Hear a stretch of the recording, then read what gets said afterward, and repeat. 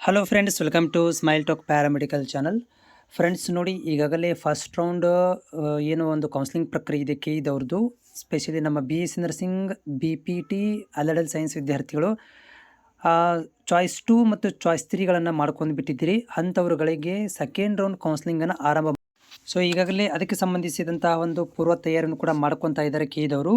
So ನೋಡಿ, ಇಲ್ಲಿ ಒಂದು ಕ್ಲೂ ಕೊಟ್ಟಿರುವಂಥದ್ದೇನೆಂದರೆ, ಈಗ HS ಅಭ್ಯರ್ಥಿಗಳಿಗೆ ಇದು BAMS ಅಭ್ಯರ್ಥಿಗಳಿಗೆ ಸೀಟ್ ಮ್ಯಾಟ್ರಿಕ್ಸನ್ನು ಬಿಡ್ತಾ ಇದ್ದಾರೆ ಅಂತಂದರೆ ಅವರುಗಳನ್ನು 2ನೇ ಸುತ್ತಿಗೆ ಜಾಯಿನ್ ಮಾಡ್ಕೊತಿದ್ದಾರೆ ಅಂತ ಅರ್ಥ. ಸೊ ಈಗ BAMS ವಿದ್ಯಾರ್ಥಿಗಳಿಗೆ ಸಪ್ರೇಟಾಗಿಂತ ಕೌನ್ಸಿಲಿಂಗ್ ಮಾಡಲಿಕ್ಕೆ ಆಗೋದಿಲ್ಲ. ಸೊ ಹೀಗಾಗಿ ಅವರುಗಳಿಗೆ 2ನೇ ಸುತ್ತಿಗೆ ಕೌನ್ಸಿಲಿಂಗಲ್ಲಿ ಸೇರಿಸ್ಕೊಳ್ಳೋ ಸಲುವಾಗಿ ಸೀಟ್ ಮ್ಯಾಟ್ರಿಕ್ಸನ್ನು ರಿಲೀಸ್ ಮಾಡಿದ್ದಾರೆ. ಇಟ್ ಮೀನ್ಸ್ ನಿಮ್ಮಗಳಿಗೆ ಬರುವಂಥ ವಾರದಲ್ಲಿ 2ನೇ ಸುತ್ತಿನ ಕೌನ್ಸಿಲಿಂಗ್ ಪ್ರಕ್ರಿಯೆಗಳನ್ನು ಆರಂಭ ಮಾಡುವಂಥ ಚಾನ್ಸಸ್ ಇದೆ. ಮಾನ್ಯ ನಿರ್ದೇಶಕರು ಹೇಳಿದ ಹಾಗೆಯೇ ನಾವು 3ನೇ ವಾರದಲ್ಲಿ ಏನಂತಂದರೆ ಕೌನ್ಸಿಲಿಂಗ್ ಪ್ರಕ್ರಿಯೆನ ಆರಂಭ ಮಾಡ್ತೀವಿ ಅಂತ ಕೂಡ ಅವರು ಹೇಳಿದರು.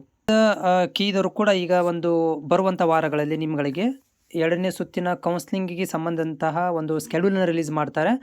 ಆ ಸ್ಕೆಡ್ಯೂಲ್ ಒಳಗಡೆ ನಿಮಗೆ ಮತ್ತೆ ರೀಅರೇಂಜ್ಮೆಂಟು, ಡಿಲೀಟು, ಇನ್ ಕೇಸ್ ಆಫ್ ಏನಾದರೂ ಹೊಸ ಕಾಲೇಜ್ ಆ್ಯಡ್ ಆದರೆ ಅದನ್ನು ಆ್ಯಡ್ ಮಾಡ್ಕೊಳ್ಳಿಕ್ಕೆ ಮತ್ತು ಸೀಟ್ ಮ್ಯಾಟ್ರಿಕ್ಸನ್ನು ಕೂಡ ಇಲ್ಲಿ ಬಿಡುವಂಥ ಒಂದು ಕೆಲಸವನ್ನು ಈ ಬರುವಂಥ ವಾರದಲ್ಲಿ ಮಾಡಬಹುದು.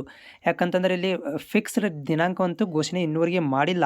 ಸೊ ಅದು ಫಿಕ್ಸ್ ಅಂತ ಮಾಡಿದ ಮೇಲೆ ನಮಗೆ ಗೊತ್ತಾಗುತ್ತೆ, ಅಂದರೆ ಸ್ಕೆಡ್ಯೂಲ್ ರಿಲೀಸ್ ಆದಾಗ ಗೊತ್ತಾಗುತ್ತೆ. ಬಟ್ ಆಕ್ಸೆಪ್ಟೆಡ್ ಮಾಡ್ಬೋದು.